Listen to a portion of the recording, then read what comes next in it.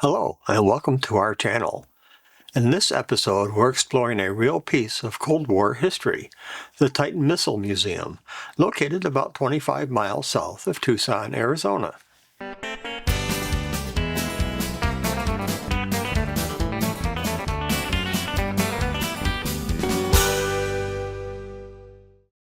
This museum preserves the only intact Titan II nuclear missile silo in the world. It's the former Air Force Facility Missile Site Number 8, part of 54 Titan II complexes that were active from 1963 to 1987. Built in 1963, deactivated in 1982, and transformed into a museum by 1985. Named a National Historic Landmark in 1994. The Titan II ICBM, which is the largest and most destructive U.S. land-based nuclear missile, carried a 9-megaton warhead, capable of reaching the Soviet Union within 30 minutes, and was capable of devastating an area of about 900 square miles. This is about twice the area of Los Angeles and slightly less than the area of Moscow, Russia. At launch, orders from the National Command Authority would have specified one of 3 pre-programmed targets, which, for security reasons, were unknown to the crew. The missile base that is now the Titan Missile Museum was, at the time of closure, was programmed to strike Target 2. The missile's computers would hold up to 3 targets, and the target selected was determined by the Strategic Air Command headquarters. To change the selected targets, the crew commander pressed the appropriate button on the launch console. Target 2, which is classified to this day, was assumed to be within the borders of the former Soviet Union, and was designated as a ground burst, suggesting that the target was a hardened facility, such as a Soviet missile base. Targets could be selected for either an air burst or a ground burst, but that selection was determined by the Strategic Air Command.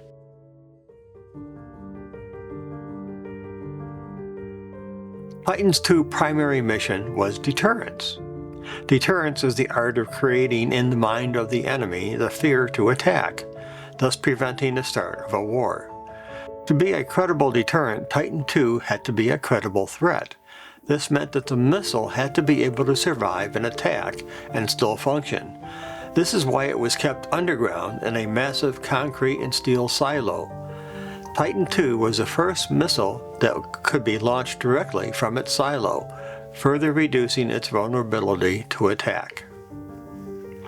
In 1982, as part of Reagan's modernization plan, all the Titan II silos were ordered out of service, with the exception of this one. Local Air Force leaders reached out to the Tucson Air Museum Foundation.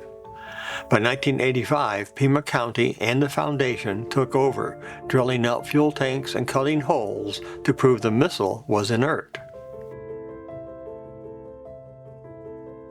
Let's start up here. This area is used to house the fuel tanks, support vehicles, and antenna tower. Today, it's where your tour starts, with an introductory video and museum displays inside the Education and Research Center. These devices are actually small radars used as motion detectors. When someone enters the area, an alarm goes off in the control center, and the command staff can activate surveillance cameras to monitor the situation. The entire above-ground complex is covered by several of these devices. Rocket fuel is delivered to the site by tanker trucks and offloaded directly to both the first and second stages of the missile.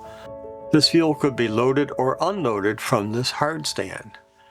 Fuel transfers were infrequent, occurring perhaps only every few years and only as required for maintenance of the missile. The fuel did not degrade over time. These are the 2 first-stage engines. The first stage developed 430,000 pounds of thrust, which is about the same power as 2 747s running at full power.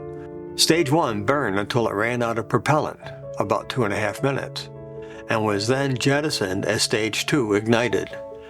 The engines consumed about 25,000 gallons of propellant at a rate of 170 gallons per second. Stage 1 propelled the missile to an altitude of about 50 miles and to about 50 miles north towards the target. The fuel and oxidizer were mixed inside these white chambers located just forward of the large bell-shaped nozzles.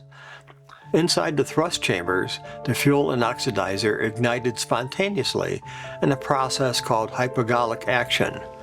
No spark or external ignition source was required. This is a Stage 2 engine. It burned for about 3 minutes and propelled the missile to an altitude of about 200 miles. It shut down at the appropriate time as determined by the onboard guidance system. When Stage 2 separated from the missile, the re-entry vehicle, which carried the nuclear weapon, continued on to the target in a pre-planned ballistic trajectory. This re-entry vehicle was the only part of the missile to actually reach the intended target. This is what the re-entry vehicle or warhead actually looks like. Now let's head down 55 steel stairs. No elevator, so be prepared.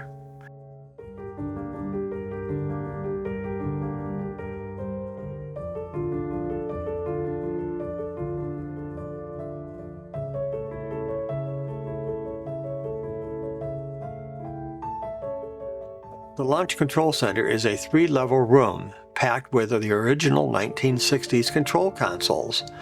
This is where 2 officers would carry out a launch, each turning their key simultaneously.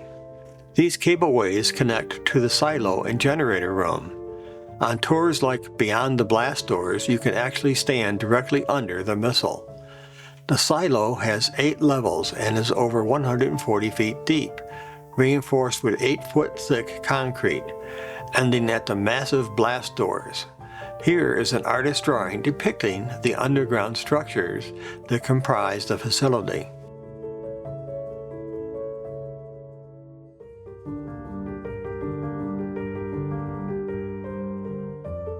Inside is the inert 103-foot Titan II, drilled to show fuel tanks are empty and the warhead casing is perforated to guarantee it can't be armed.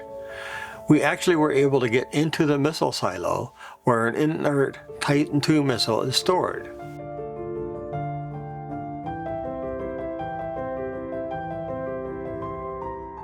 Back at the command center, I was able to sit at the launch console and put my finger on a red button. Don't be alarmed, this is not the launch button. It actually takes 2 launch officers to simultaneously turn 2 keys, which are more than 10 feet apart. I suspect the red button is strictly for photo ops for the tourists. Propellants used hypogolic liquids, nitrogen tetroxide and Aerozine 50, allowing the missile to launch within under 60 seconds. Guidance switched from early internal systems to more accurate USGS in the late 1970s. Safety. The explosion doors can open halfway only. This prevented full launch capability for tourists and also visibility for arms control verification. The museum offers a 45-minute guided silo tour. Reservations are required and tickets are final. The topside self-guided tour is included. No reservation needed for that. Expect to pay around $15 or $16 for adults, with hours seasonably adjusted. This site once stood at the front line of mutually assured destruction.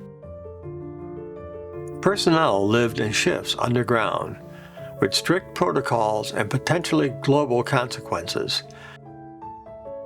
As you can see here, there are several other missile sites in Arizona.